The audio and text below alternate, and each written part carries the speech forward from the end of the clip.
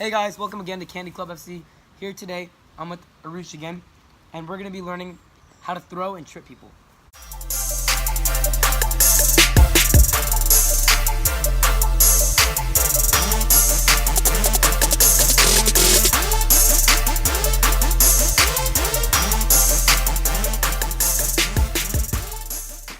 You can use this in the street, but again, I don't recommend street fighting because it's not safe.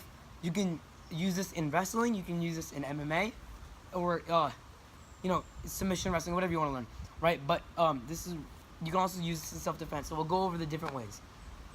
The first one we're going to basically show you is the hip toss or over-under throw. So it's going to look, this is how it's going to be. I'm going to be in this position, and I'm going to come up here and then street, just kind of pick up.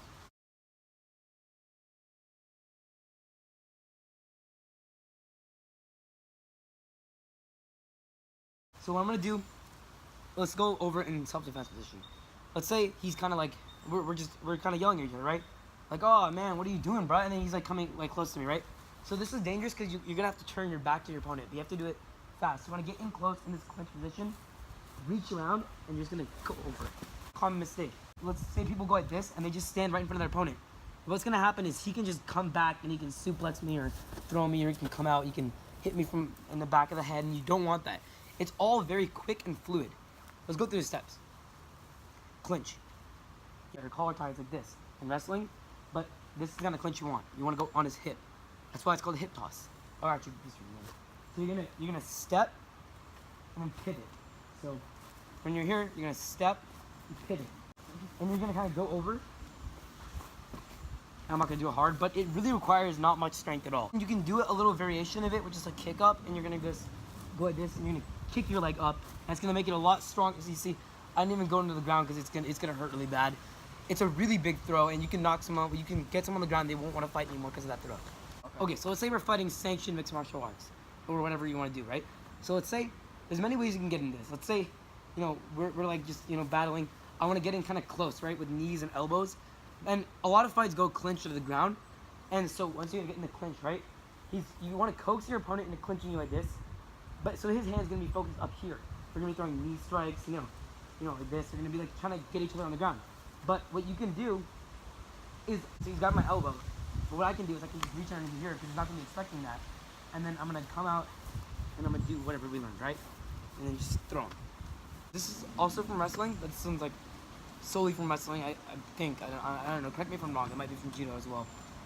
So for this one, basically what you want to do is get close first and make sure. This is self-defense, by the way. This is like if they have you in a match, if they have you in a clinch, you're probably not gonna be able to get to it because then If I have him in clinch and I know, cause, okay, get this.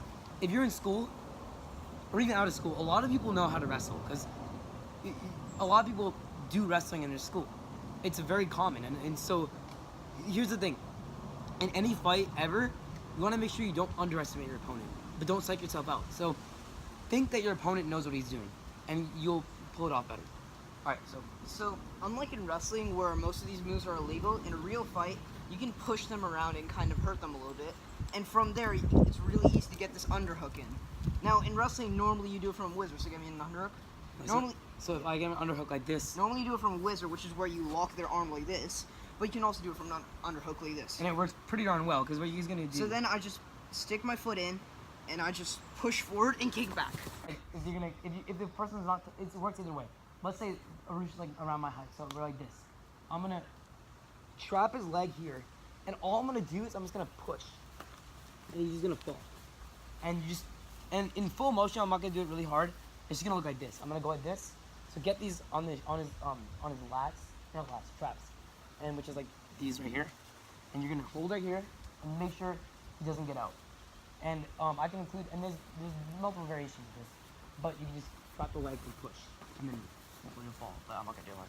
You just go like this and trap the leg and push. Again, first setup, you have to kind of get close and make sure that you can like get them in here. And get this gable grip. You want to make sure you have this grip.